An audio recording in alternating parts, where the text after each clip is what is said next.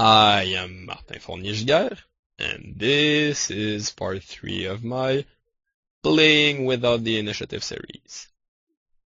And quick note on that hand, uh, once again on the flop you have pretty much all three options are okay on that flop when you flop that type of hand. Uh, but on that exact flop where I think if I'm a good player, I do want to go ahead and anticipate what is likely to happen.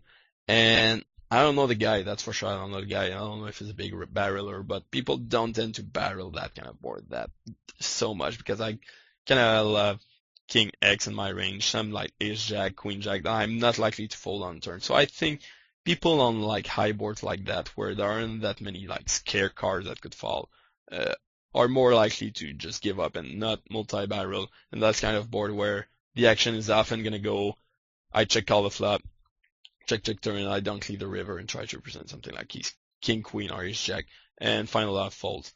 If I do happen to hit my big draw, it's a bit like, it's not that concealed, but it's not something, it's something they could think that I'm, more likely to check raise or dunk lead with, so I'm gonna have a lot of value with it.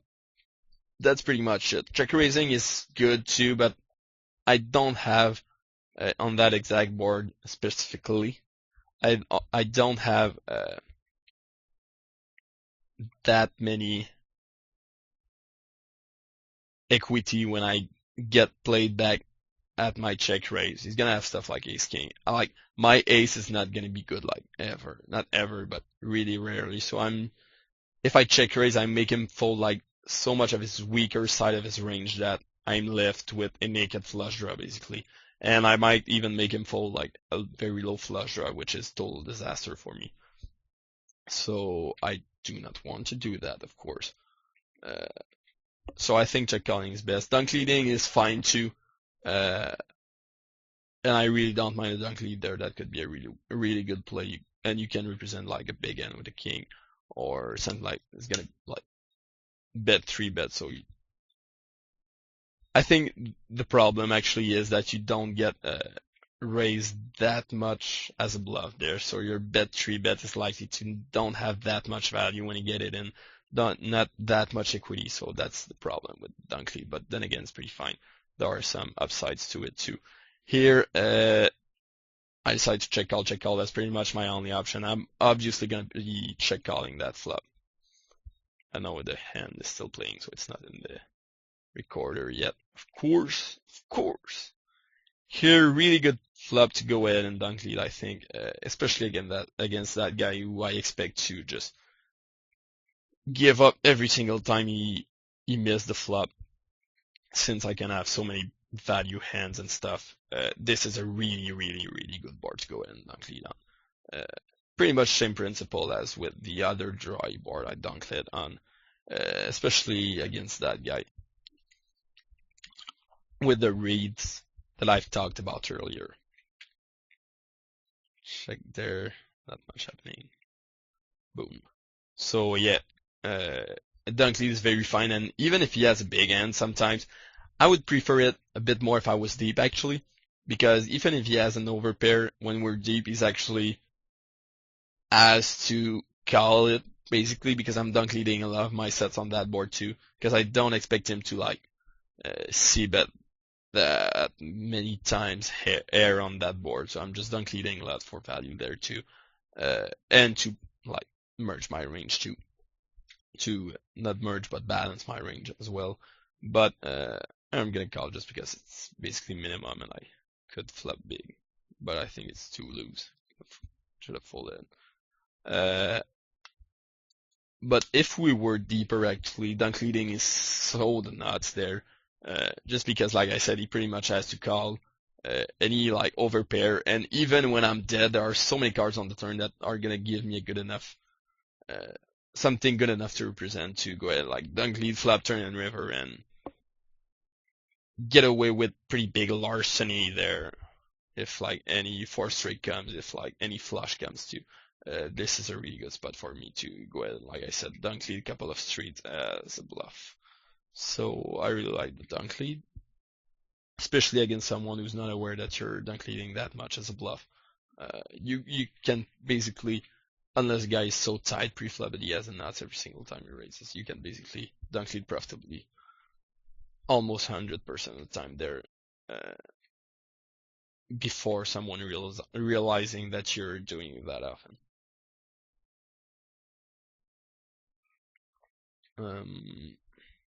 Gonna go ahead and call my 8-9 offsuit just because it's going so well and I'm having a hard time losing a pot. So I'm gonna try to do that. Not good. I'm gonna go ahead and raise my king 7 because this is a empty table. I do want to raise a bit more, and this guy is so fish. I do want to play a lot of hands against him. So call 3-way. I do love those multi-way pots too. Here he's probably not even folding an ace just because he has got shot a couple of overs. So I'm just gonna give up. My king eye is good, which is gonna be sometimes just because he's calling with basically any two cards pre-flop. I think I can go ahead and value bet pretty big, couple of streets there. And this is a really good card. I don't want to go that big because I'm representing a king pretty badly even into a fish side. And I don't want him to fold like any pair of 3, any pair of 2, any like middle pocket pair. So I think he's never going away of those with my 74 bet. Let's say that's a pretty good number. Here I do have some options.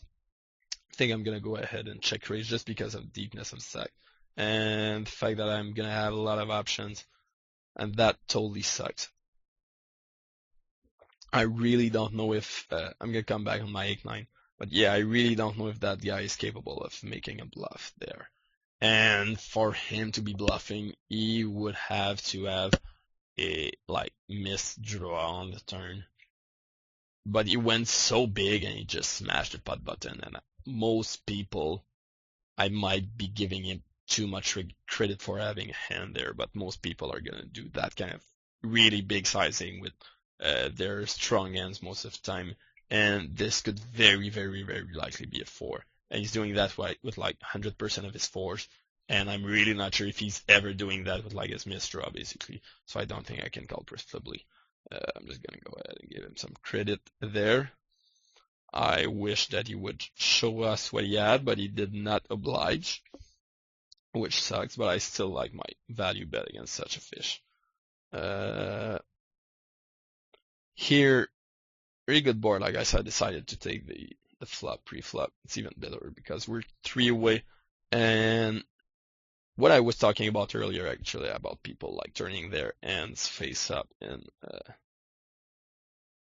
multi-way pots is even true. Not true, or it's true to. It's not true. It's true to in single raise pot. Not only in like 3-bet pot that I was talking about. So you do want to practice a lot of hand reading in multi-way pots. I don't know how you practice that. I might think about something and come back with it as subject of my video one time, because I think this is one of my really, really big strengths, playing multi-way pots. And this is something where a lot of people are just losing way too much money. It's ridiculous. But yeah, I do like to take a 3-way flop pretty much every single time there with that hand. Against that Brannigan. Oh no. Sometimes I'm gonna see bet. That time I won't, for no reason. But yeah, a couple of checks and he goes ahead and bet. This is a spot where, with the deepness of the stacks and my hand, I mean, I could fold if I think like that he's not the type of guy to fire a c-bet with nothing there, with not a strong hand. This could be acceptable. I could call because I do have a pair and a couple of backdoors and gives me some nice options, but the problem is with a call that there are a lot of, I think, a6 in his range that is just gonna check back the turn, and then I'm just not winning the pot that often because he either has some a6s in his range, like ace queen and stuff like that he's gonna be winning like pretty much every single time with. And there are a lot of cards that can turn in river, like any king, queen, 10, any diamond that's gonna turn our river might give him the best, and then even if it doesn't give him the best, it's gonna give him some outs sometime to go ahead and like barrel me off. So that sucks a lot for me to check call. I think I'm just not winning the pot very often. That's my bottom line. And that's something that people don't think that much about. And that's something that you want to be aware of when you like check out with bottom pair, telling yourself, okay, I have showdown value and I can't really check her and stuff like that, because I'm making like impulse air, which is not something that I want to do, like that I need to do because I do have a pair. You want to realize that even if he has air, you can get barreled off your hand. And like the power of initiative there on that kind of board, that kind of spot is worth quite a lot of money. And it's not about having the best hand that much. It's about who's got the bigger balls to go ahead and fire bluffs, like depending on how the board is gonna come out and stuff. So here I think it's just a really, really good spot for me to go ahead and check raise.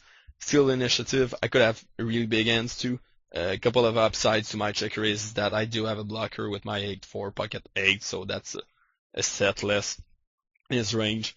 And I do have like kind of a blocker with my 9 of diamonds. It's a blocker slash something that could give me the best end. So why, like not the best end, like a big draw on the turn and some really good equity. So when a diamond comes on the turn, he's less likely to have flush, and I can barrel off my ass really, really well. Even if nothing falls on turn and river, I think I can represent pretty big here by barreling my ass, like I said. Just because the board is so dry, I expect him to like really raise on that flop if he has a really strong hand, like a set or ace jack. And I can represent ace like suited, ace jack, ace, a lot of things actually. They're pretty weird spot. I'm really not representing a lot if I go ahead and bet there. But I do think he's gonna fold like every single one of his nines and every pair from 5 to 8, just because I'm not representing that much, and he's a bit more likely, I think, to give me some credit for like checking back top pair of tens here quite a lot, because I'm gonna do that a lot on that board, and I think he's good enough to know that. Here I'm just gonna like try a cheap attempt, hope that he doesn't have anything. And if it doesn't work, I'm just gonna use that play for later when he check raises me. I'm just gonna like fire a really small bet later sometime and use that for him to check raise me and think that I'm weak. But what was I talking about? I was talking about the 8-9 there actually. I think it pretty much covers the subject. That check raise is just better than any other option because it gives me back the power of initiative, and I'm gonna make him fold basically even ace king and ace queen most of the time there by barreling turn in the river, and he can't go broke with those just because we're so deep, and like the stack sizes are perfect basically for me to check raise and just barrel off with pretty much any card that could come on turn and river. So that's perfect. And the last play that I want to talk about, just had a flash, is that one. I can, even though I check back the flop there, I can still represent like top pair pretty well, I think, because I'm likely to check back the flop with a top pair there pretty often. And like I said, I don't think he's likely on that board to make like hero calls, just because he probably thinks that I think that I'm representing so little there that I'm more likely to like value best in than to bluff there. The queen certainly helped me a lot because I could have like any queen basically that decided to do the c-bet, and then he's gonna go ahead and think, oh shit, I can't call there. But the fact that he just check calls the turn, and the fact that I think he's more likely to like lead the turn with 10 there, trying to get value and look like a draw most of the time, tells me that even if the queen is like a deuce of spades, I think if I bet pretty big, I can go ahead and receive some big folds from a whole lot of regs who are gonna have that thinking process that I was talking about of like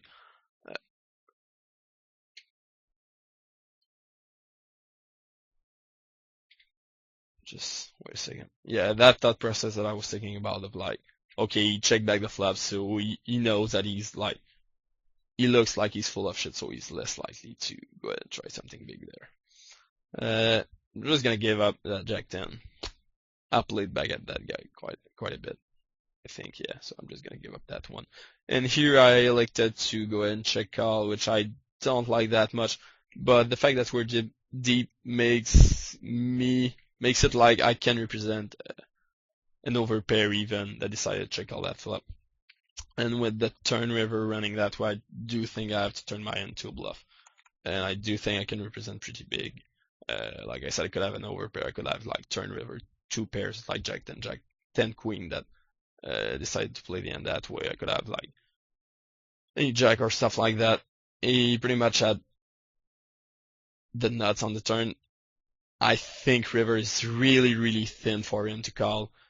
He basically has to put me on exactly the kind of hand that I have of like a middle around the flop that is turning it into a bluff on the river because I basically don't have air in my range because I check call the flop. And Jack and Queen kind of hit my range too. I could have those cards too.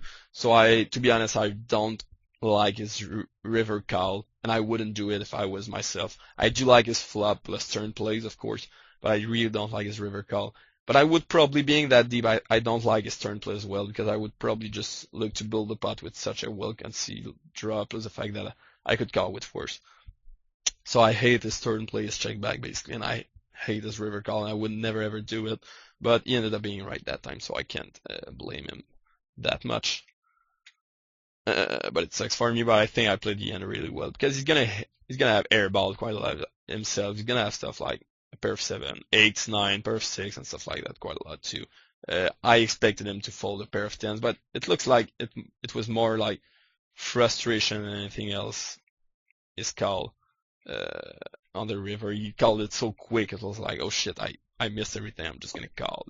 His DrGiggy is probably bluffing once again. So yeah, I don't like his call, I think it's pretty bad actually. But no big deal. If he doesn't fold a 10, like a naked 10 that didn't 2-pair, my bluff is probably really bad, but I expected him to fold that because I do know that he's a reg, but I don't know his thinking level basically. But yeah, it probably sucked balls quite a lot if he's not folding that. But I expected him, like I said, to fold those kind of hands. Here this is a shove, I think, against such a bad player. I'm just gonna time for a while because it's bad. Like the old donkey trick of timing before shoving, I think it's gonna work against not a good player. He could have an ace and just decide to call if stack it with an ace because he hit it on turn and he can't find a fold with it. That wouldn't be a shove by any means. Like it could be a shove, but not an easy shove by any means against a thinking player. But then again, the hand is not going to be played that way really often against a really good player. So I think this no-brainer shove. Never expects me to have a 6 here, I think, just because he's dumb. And I'm missing way too much value if I'm not shoving. So I'm just hoping for a call there. Well, the draws that busted too. He could convince himself that I have busted draw and just call with his ace. That he's gonna have quite a lot after check calling the flop and like dunk leaving turn. I think he's gonna have like any ace quite a lot. I could have went ahead and just raise a bit smaller than all in on the river. But I think, yeah, actually that might have been a bit of better. But I did think about it for a couple of seconds, but that would have meant that I would have had to like think about a sizing with all those weird numbers and how much he had left and stuff. So I gave up on that and just clicked the all-in button. But I think like making such a raise that I leave himself with like $90 or something like that is gonna receive a lot more calls, especially if I think that he has something like Ace X, which he's gonna have quite a lot. I think that would have been a better play actually, but I did think about it for a second, but I was too lazy to do it. But take it in note when you're playing against bad player in that kind of spot where you basically want to receive an hero call, not like that much of an hero call, but a call from like something weaker than what you expect basically. Something like weaker than what you expect to like normally by a reg call a shove there. You do want to make it so you don't put his whole stack in a Geopardy and you're gonna receive more calls and think he's gonna call more often with a naked ace there if you leave him if you don't make like the all-in bet, that's gonna scare him. Here, I have quite a lot of options. I could check call, I could check raise. Obviously, I'm just gonna think about it for a couple of seconds. Uh, I cannot fold, obviously. I think I'm gonna go ahead and check raise because I have, of course, really good equity with my royal draw, and he has air quite often. But the problem is he's gonna like, yeah, and that kind of sucks actually. I'm just gonna hope I hit. That's it. That's it. But yeah, coming back on it, and that's one reason because I checked raise and I'm gonna explain it to you. Uh, like the reason why I opted for the check raise instead of check call is first I think this guy's pretty aggressive. I'm not really sure about that read, but that's my feeling at the moment. I think it's a pretty good feeling. And he knows that I'm aggressive. I'm pretty sure he knows who I am. So he knows that I'm aggressive. And when I go ahead and check raise, I think he knows that I am first actually before talking about that. Yeah, before talking about the fact that he knows I'm aggressive and I could be pretty weak there. I think that's a board where he's gonna two barrel quite a lot actually. If I do check call, I could have stuff like jacks with the deepness of the stacks that we were in. Any 10 is gonna check call, of course, and any a6 weak, it could be a6 suit or stuff like that. I expect him to have stuff like himself. He could have like king jack, jack queen, king queen, and I expect him to two barrel with that. And if I check call the flop and like break on the turn, I think it sucks balls. And if he bets again, he could get bluffed off the best end basically. And I'm just a really bad spot. I could like check call the flop and check shove the turn, but when he does have a big hand, my equity sucks. And the last point is if I check call the flop and I hit, it's gonna be really hard for me to get his whole stack in if he has like ace king or ace queen, any big hand actually, because my heart is really not well concealed, and my jack makes it very likely for me to have like either jacks or ace jack or jack 10, stuff like that. So he's not gonna go broke with like a one pair type of hand here that often.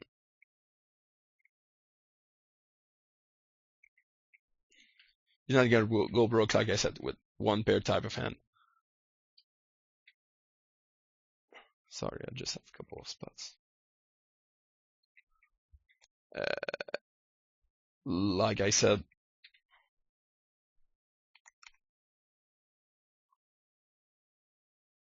sorry, I'm gonna have to go back on these later. With one pair type of hand, if the turn comes a jack or a heart, so the fact that my draws are not really well concealed makes it for me a better spot to go and check raise. And like, if I do get it all in, I'm 100% sure to get paid off by the draws actually.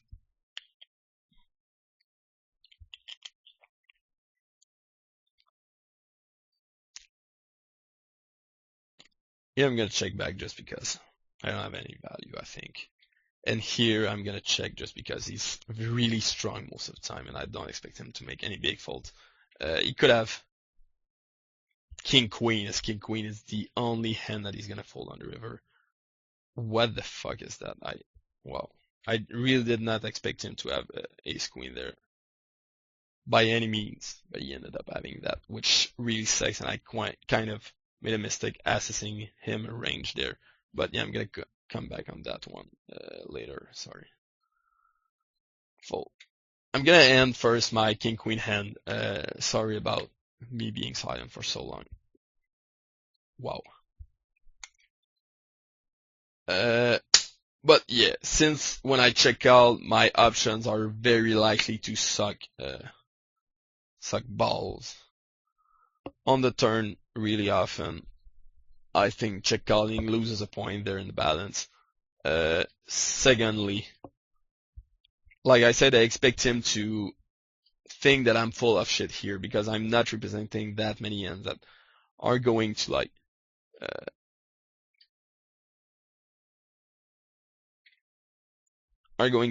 check raise here for value with that neatness of stack like ace queen or stuff like that. So I talked about that earlier in my 4-bet pot. the fact that when you like check raise small and call a shove, you do want to have some showdown value.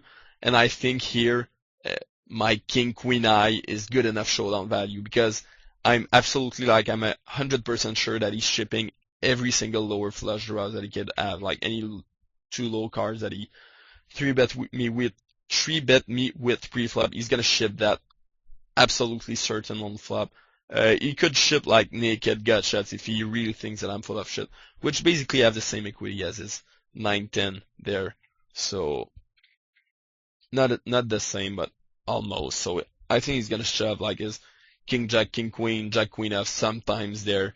And I'm absolutely crushing those in. So I do want to absolutely get it in on that flop against a lower flush draw and like I said, this gut shot Broadway type of hands.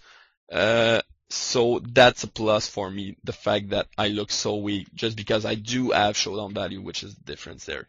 And finally, I think I'm not in an awkward spot on the turn if I do get called when I check raise, because I basically have a pot size bet left, and I'm just gonna ship it in, because I think sometimes it's just gonna, like, he could call my check raise with like a 10 and then fold to my turn shove, thinking that I do have an ace when I shove on a brick on the turn. So I do have some fold equity plus a pot size bet if that happens. So for all those reasons, I preferred a check raise to a check call. And those are basically, I know I've lengthened my thought process on a pretty long time, but those are pretty much the things that you want to look at and you want to be thinking about when you're in that kind of spot and you're debating whether a check raise or a check call is best. I could have dunk led too, but I'm gonna go over that in another spot, like, because I've talked enough about that hand.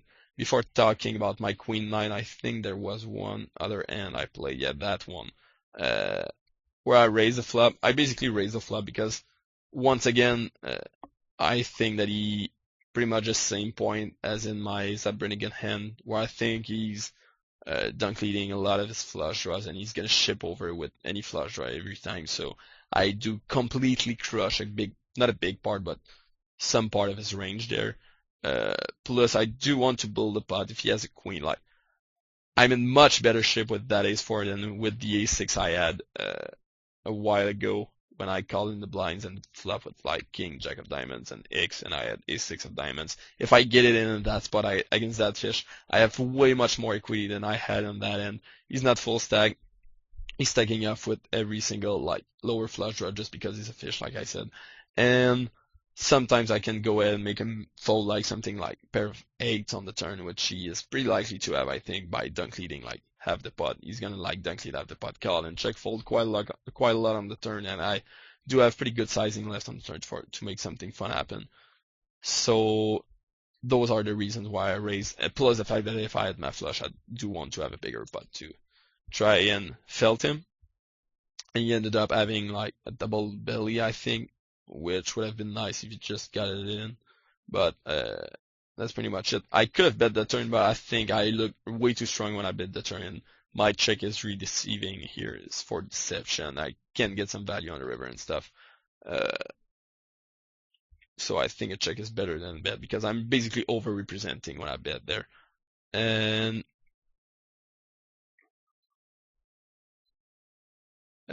river, I think, is a bit too scary with card. You could have king queen, you could have like king 8, stuff like that. I don't think he's making any hero call with a naked queen up like longer, so I think I have to check back. I do think I have the best hand most often, but it's spots where I'm not gonna bet just because I have the best hand. I do want to think about what is likely to call me, and nothing worse is likely to ever call me there. So that's pretty much it. Here, another spot where all three of my options are interesting. First thing here that makes me lean towards the call, and the big thing is that first, if I hit my draw, it's pretty well concealed, so I can get value off of it because he probably doesn't expect me to call with 8-10 of the blinds that often. And second, if like the quote-unquote obvious draw gets there, I can go ahead and turn my hand to a bluff. So I do add a lot of outs for like a bluff or the best hand. This is a pretty tricky out, actually.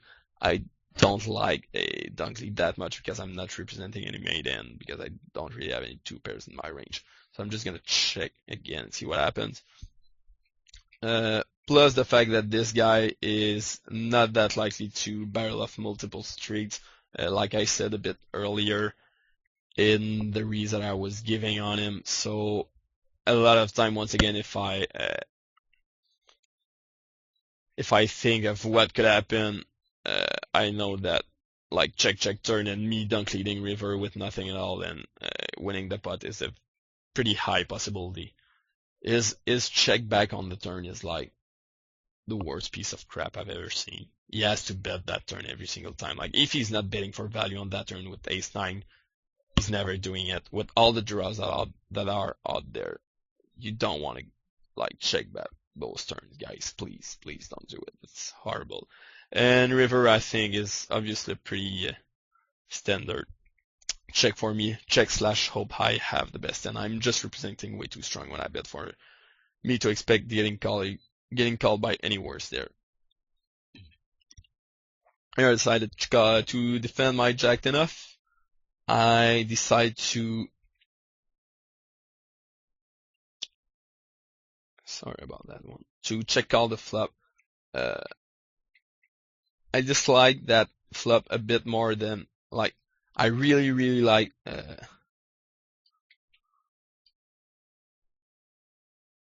I think have to go ahead and like turn my hand into a bluff there. I'm gonna explain why later.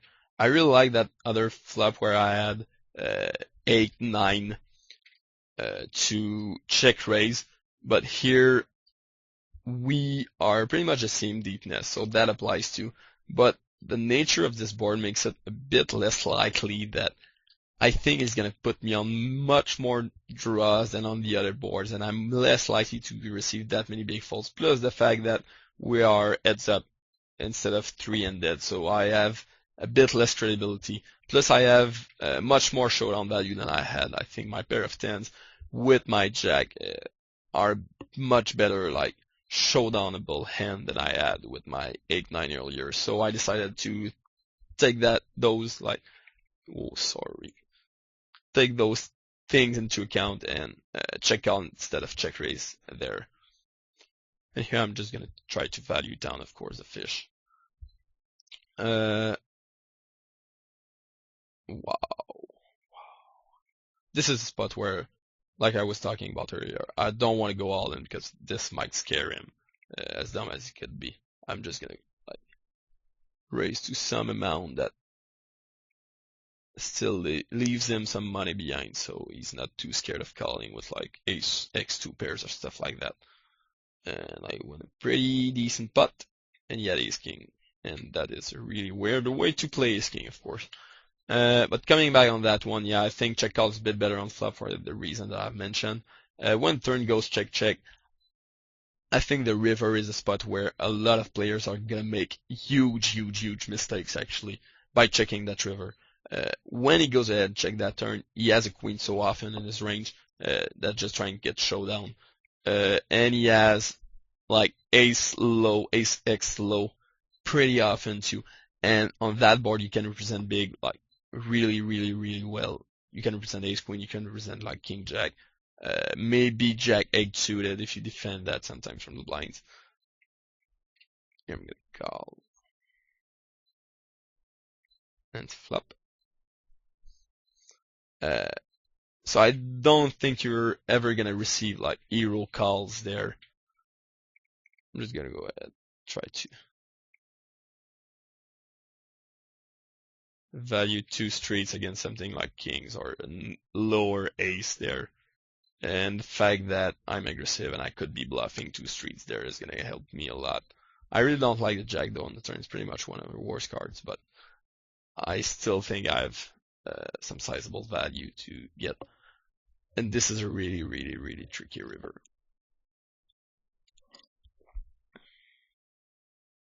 I don't think I'm basically ever being called by worse, except for like an ace x low, like ace 10 might find a call. But the fact that kings got there, the flush draw got there, so I myself, even though I don't think he pretty much ever has a flush, I myself look so much stronger when I bet that I'm receiving a lot less hero calls. I think I have to go ahead and check and just hope that I'm good enough.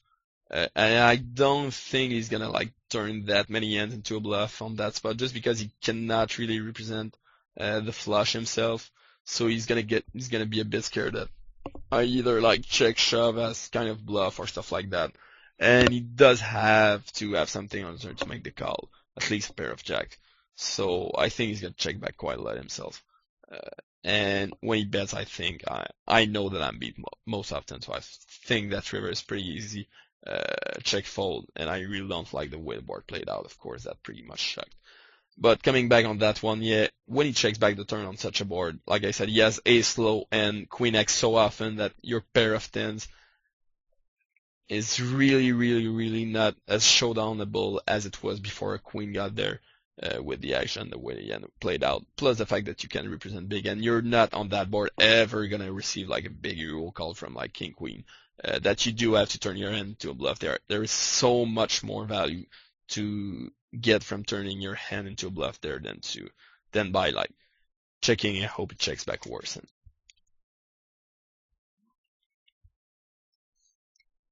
Here when he bets, I mean when I call, I pretty much represent exactly what I have, and he probably doesn't expect me to like fold right away on the turn with ace high, so I'm just gonna give up that one. So he's more likely, which means that he's more likely to go ahead and try to value bet me with like mid pocket pair for a couple of streets there. So I decided that this was no good. Yeah, that makes it for that hand. I did play another hand that I wanted to talk about, but I don't remember what. Yeah, that ace queen. I think I pretty much said everything about that ace queen. Decided to check the flop again because it's pretty much the standard thing to do. And I thought about turn river during the end, so not much there. I could have called like 5-6. Sorry, I'm getting a bit tired. Here I think it's pretty easy raise for value, just because first I'm aggressive and he knows it, and second I turn the absolute nut, so I do want to get more money in when we're deep. But yeah, the fact that I'm aggressive and he knows it makes it likely for me to be raising that flop with like a naked jack or something like, I don't know, king X or stuff like that pretty often. So I'm gonna receive some quote unquote hero calls on the flop.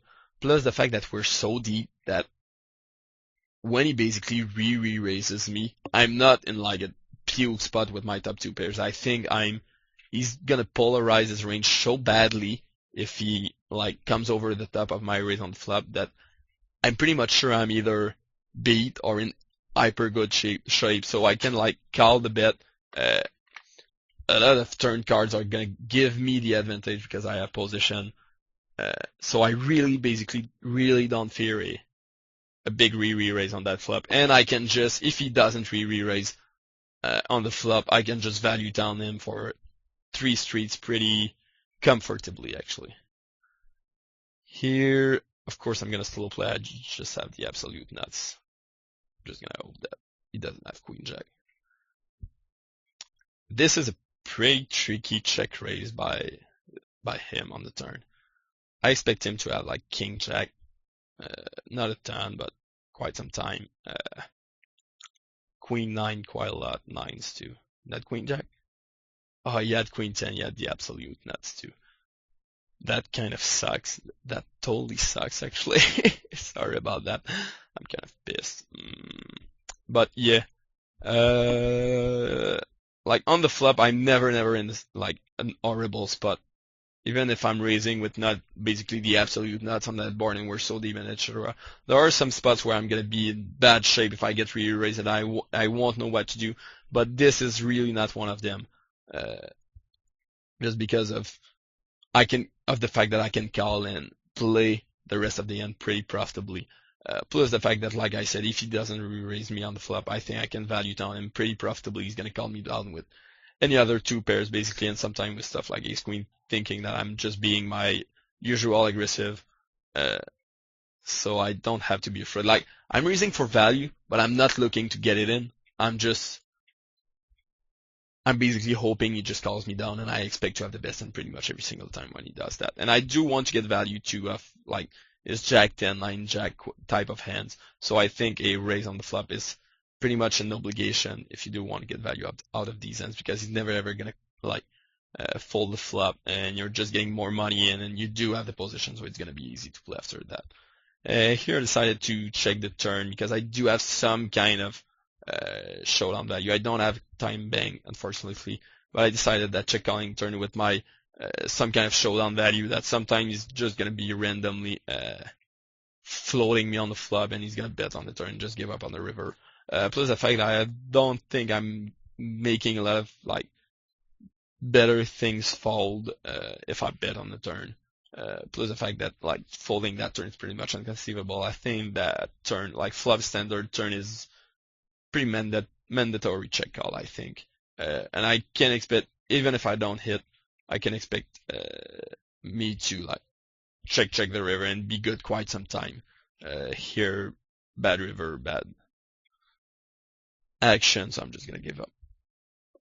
Against that bad of player, that's pretty close call actually. I don't really like betting because the problem is betting against that guy is that I do have to like to stack up on the flop. It's like an obligation because it's so bad. But my equity kind of sucks if I do go ahead and stack up on that flop because he's the type of guy who's gonna check raise and go broke with like 8s and 9s and stuff like that. And when I do check back the flop, break on turn, I do have a lot more value. So I think this is a really good board to go ahead and check back with those stack sizes against that player. Here, Young Suck, I said it earlier, he's the type of guy, when he checks it that fast on the flop, I think he pretty much has ace high or nothing at all pretty much every single time. So I expect him to fold 100% of the time to my either flop bet or turn bet. So I'm just going to fire with pretty much any two cards. I could fire blind since I think my read is basically that good against that guy.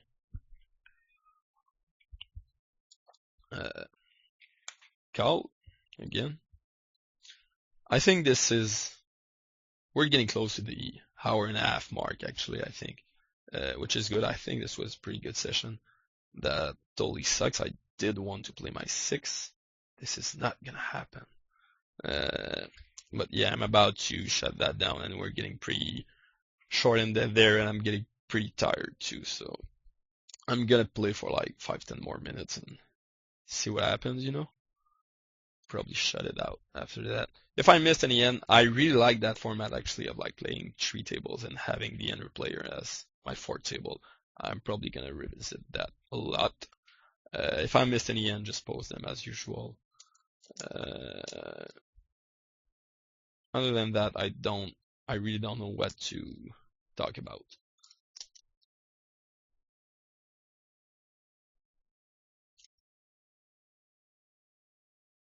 I could talk about that screen name, that humoristic screen name of no angerish. This is pretty funny. That's all I had to say about that. Other than that, I'm gonna give you a quick update on my buddy. They are four-handed, and according to the chip counts, he's got 4.1 millions, and the other two guys have 2.5, 2.1, and other 3 guys 2.5, 2.1, 1.7 million. So he's pretty good shape for a bracelet. So one time pass, do it, bring it back home. With that covered, I once again don't know what to talk about.